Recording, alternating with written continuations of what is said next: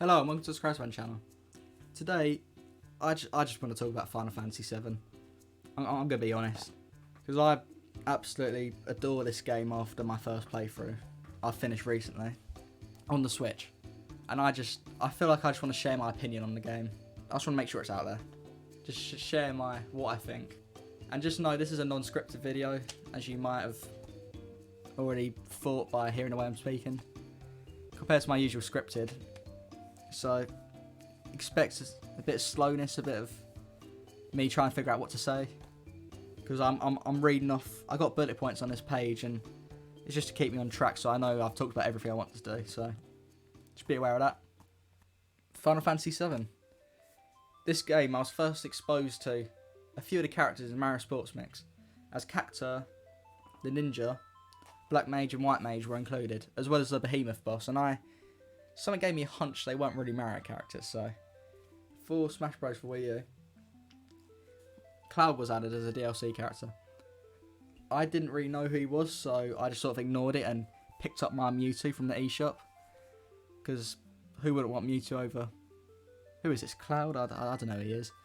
But then, come Ultimate, Cloud's in it again. I actually know who he is, I know what game he's from. I still don't know much about it, but I know he's a famous character, a classic character from the PS1. So it sort of stays around there. In 2019, Final Fantasy VII and basically all the Final Fantasy games were revealed for the Switch in the 2019 Nintendo Direct. And that definitely caught my interest. Enough for me to save the games on my little watch list. 10 and 7. But even then they just sat there for months on end until eventually when Sephiroth was revealed at the Game Awards. That was the final thing that pushed me over the edge. I watched that trailer so many times. That trailer is one of my favourites. In December, it happened to also be that Final Fantasy VII was discounted from £12 to £6, and with a few eShop points, or game points, I used them on the game and bought it. The thing I'm glad I didn't do though was I didn't watch the stage for Sephiroth's character direct, where when Sakurai talks about the stage, he literally went full on spoilers and showed everything, so I'm glad I didn't watch that or read any of the writings. I muted it and I just put the phone down and just waited until he was done, so I'm glad I did that. The only RPGs I've played before this game are Mario RPGs, Yokai Watch, Pokemon, and Persona 5, which I recently played at the beginning of last year, about February. So this is probably my second JRPG, or like my first proper classic one, you could say. So going into this, all I knew what to expect was that big spoiler that everyone knows, Midgar, and what the meteor meant in the logo. But just know that if you're watching this, I'm going full spoilers on this. I don't see any other way I can just talk about this game without talking about my favourite parts, just jumping about, just spoilers. I'm not going to be explaining the story, I'm just going to talk about overall thoughts. I recommend you actually play this game first, because this game is something special. There's a reason this game is held up, and there's a reason I now understand the praise. There you go, that's the title in the video right there. But for real, if you're a fan of RPGs or just good games, you should definitely give this a shot. It's cheap on the eShop. The remaster is on all consoles basically, I think, except Xbox. But definitely play it, because I don't want people being spoiled on this. I want people to actually play the game and without knowing everything, without hearing everything. So please stop watching the video if you don't want to be spoiled, because I'm going full spoilers. So Final Fantasy VII, the bombing music it opens with, that set the tone for the entire game for me. It's such a mystical song, just an adventurous song that it just gets you set for the rest of the game. The moment you jump off that train, you know that this is going to be a long and legendary journey. The main highlight that proved this to me was as soon as you beat the Midgar section, when you leave, your character Cloud is just standing on the world map. That small city there, Midgar, that's one of the smallest sections of the game. It's not even half the game. It's just the beginning of the game. You see this whole world to explore. The main theme kicks in. It's just a quiet, soft main theme. And you see this whole world, you just get to explore. You have this whole world, discover the secrets, and all I thought this game was Midgar. I never expected such a moment to impact me in a game like that before. That brings me on to the battles. The battles were unlike any of the RPGs I played before, as mentioned, because you have. I didn't realise the timer. The timer keeps you on your feet, just constantly deciding your next move, making sure you know what you're doing next time.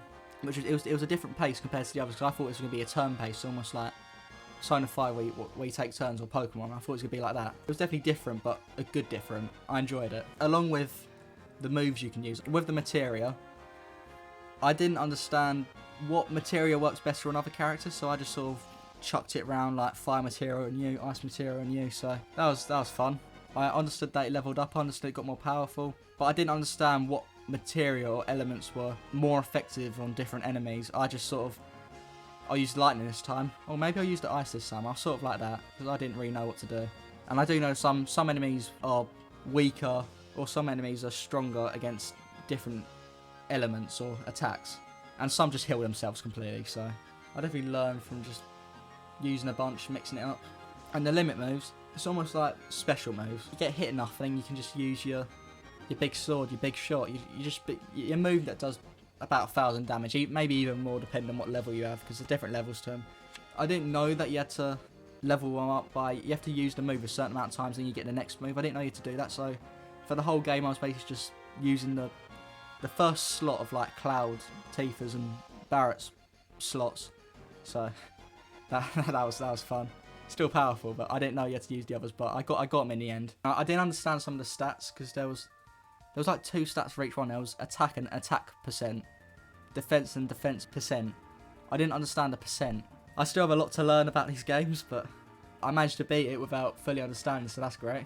And one of the things that I enjoyed most about this version of the game, that I definitely know the PS1 version hasn't got, is the speed up feature, because the speed up feature allows you to get through battles so much quicker.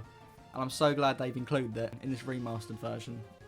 As well as another toggle, which allows you to just not encounter any enemies, because you encounter randomly, and sometimes it can get very, very tedious, because you constantly run into battles when you just want to run to a different town or village. But it's very nice to have, especially in the dungeons. Like that combined with the speed up works well. I didn't use these things in bosses. I only used these when I was trying to travel the world to parts I've already been to. I tried not to use them or overuse them. And then the one, I don't know the name of this one, but there was a toggle where you recover everything, including your limit. And I only used that for when I was grinding, so I didn't have to constantly go back to a village and heal, because it was so much quicker just to do it that way. And the towns you go to, this is one of my complaints of the game. I know they've pre-done this to try and make the map feel bigger, but it feels like the map is too barren in some places, because there's only so many orange spots which represent the towns and cities and the map, and there's only so many you can go to. But it feels like there are so many bits of like loose land you can't go to, or so many areas that don't have much apart from random encounters. This excludes like the caves you can find on the water, which I've seen in videos, because I was searching how to get to them, and you had to get a chocobo, and I didn't fancy spending ages, because it looked like ages what you had to do. You had to get like a golden one, so I just gave up on that. But the map just feels like there are certain areas where there's nothing. There are some hidden like caves, but it definitely felt like there could be maybe a few more places, but then it would have felt overcrowded, so I can see why they've done it, but that's one of my only maybe small like nitpicks. But in the towns, I quite liked them. I felt like some of the music was repeated a bit. Like the music in this game is brilliant. I enjoyed it a lot, especially the fighting theme, the Temple of the Ancients theme. I quite enjoyed that. The Sephiroth theme, obviously, and the theme before you fight Sephiroth, when you have your party, that was very good. And one of my favourite, the main theme. The main theme is repeated throughout the whole game. You'd think you get sick of it, but it just keeps on building and building until you get the high wind, and the song accelerates. It just lifts along with the high wind. It's a brilliant main theme. It's definitely one of my favourites, so I'll be sure to listen to. I'm glad it got into Smash Bros. Ultimate as well. And then the characters are one of the best parts, along with the story. I quite enjoyed how every time you got a character, you explore their story, how they've ended up the way they are, what they've done. And I quite enjoyed how every character got this. 2 characters for me didn't really get this or that well, but I wish I could have done more for it, but I guess that's that. But like Cloud, this is one of the big ones. Cloud's story, like we're believed to think he's in Soldier, But then they pull that twist where they try and persuade you that Cloud is actually a clone from 7 years ago. He didn't actually, like, he wasn't actually there for when Sephiroth turned mad. But then when you go on the live stream, you actually see what Cloud's backstory is like, and it's just interesting. Like, it's interesting how even that late in the game, it can still surprise you. It just made me shocked. Like, the reveal that Cloud was actually there as one of the Shinra soldiers, that was another big moment of the game. I quite liked how we're playing as Tifa and we're unravelling his story. As the main character, he deserves this sort of central point. And when you go back to the Shinra Mansion, you get to see even more of it. When him and Zack go back and you see how he gets his costume and the sword, then he's just been brainwashed. I think that's brainwashed by like the Genova stuff, which I was confused about Genova, but I'll talk about it in a bit. Tifa was a good character as well. Connected to Cloud with the Nibelheim 5 years stuff, and she's just there to like support the whole party, just support Cloud. She's a very good character. I use her in my endgame team as well, and she's definitely one of the, I'd say she's like the 4th main character behind Cloud, Aerith, and Sephiroth. So that's definitely something. Tifa is also connected to Cloud in the way that both of them don't really have anyone left. Both their parents have been killed. They're both left alone after the Nibelheim incident. All they've got is each other and the party. And the reason why Cloud is fine is because of Tifa. So, without Tifa, this game probably wouldn't even be the same. Barrett's one was a sad case. He basically just lost everything. He lost his crew in Midgar when the explosion happened. He lost his best friend, Diane, because his village was burnt down because they were building a new reactor. He meets Diane again in the desert town below the Golden Saucer, and he literally just chaotic guy. Like, Diane is just a murderer at this point. He doesn't know what he's doing. Then he ends up just kills himself because he doesn't think he deserves to see his daughter again, which is, it makes you have a greater appreciation for Barrett other than him just being this geezer.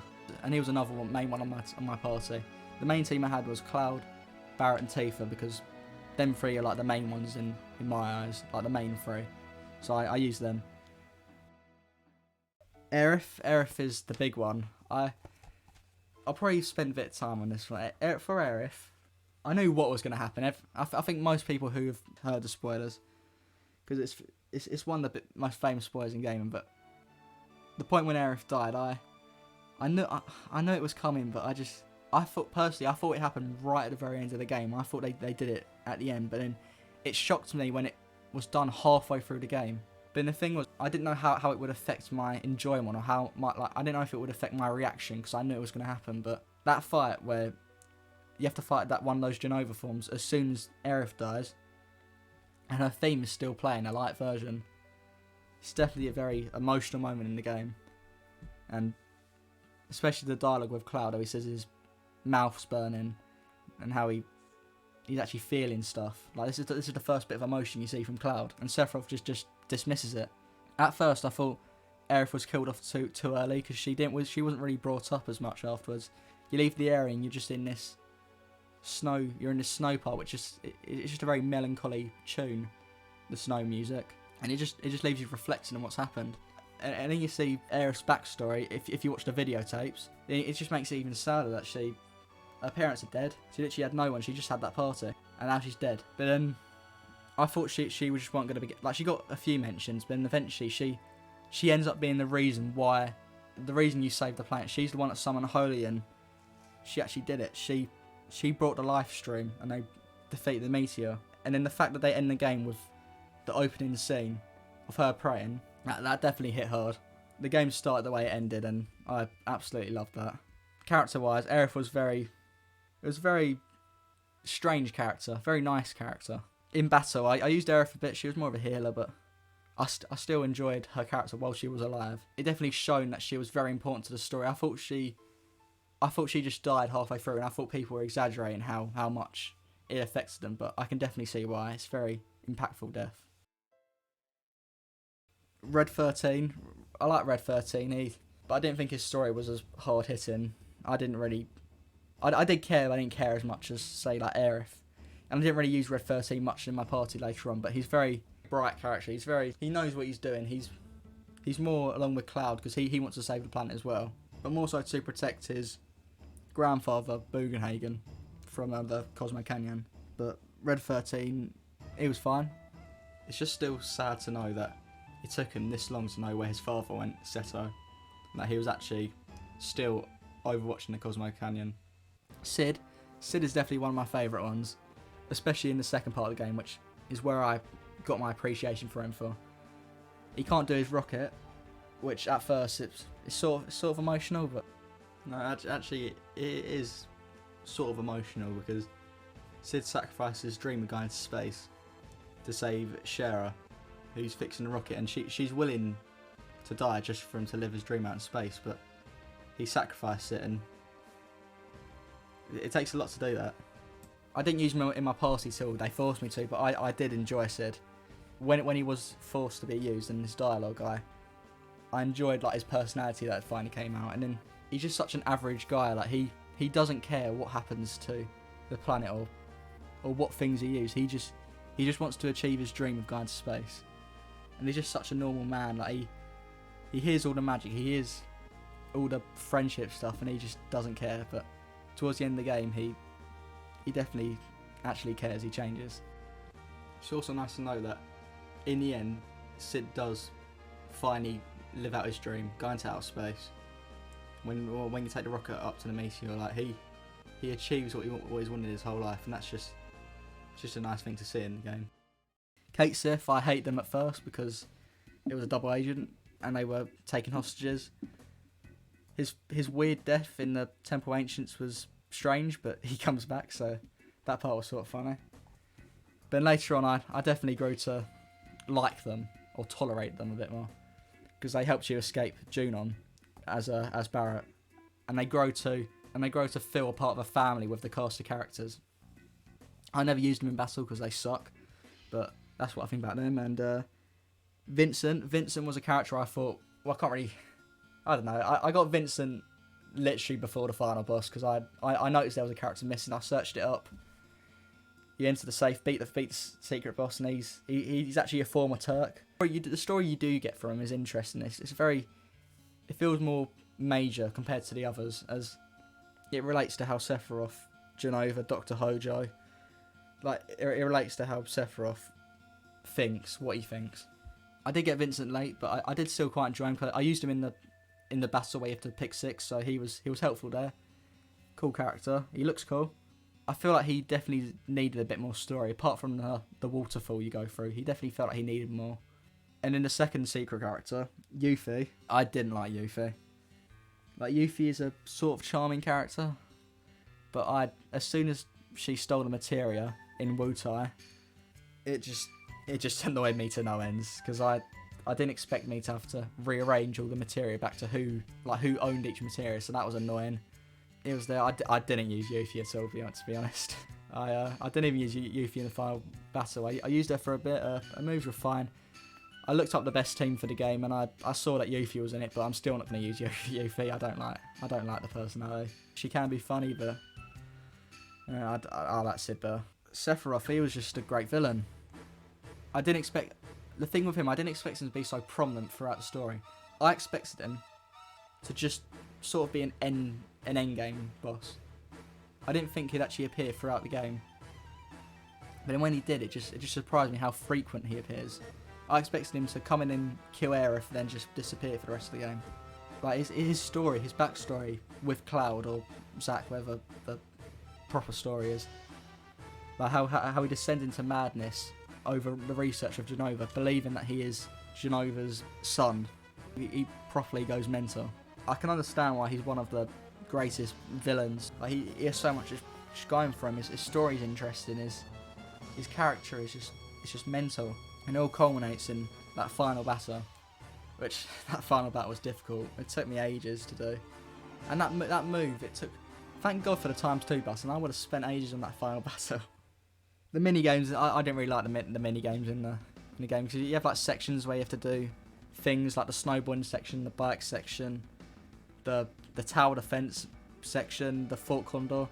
I didn't care for any of the mini games. I'm gonna be honest. I just wanted the story, the characters, the things I enjoyed about the game. I didn't want to do any of the mini games. I didn't do any side quests either, or many side quests. I just stuck to the story, and I'm happy I did stick to it. Anything else in mind? The controls. It took a bit of difficulty to adapt to the controls at first, because it's obviously made for the D-pad, but I was using the stick on the Pro Controller, so that was interesting. I eventually adapted. And then the art style.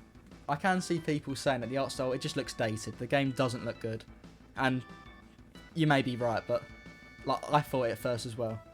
But the game, it has this charm to it, the game.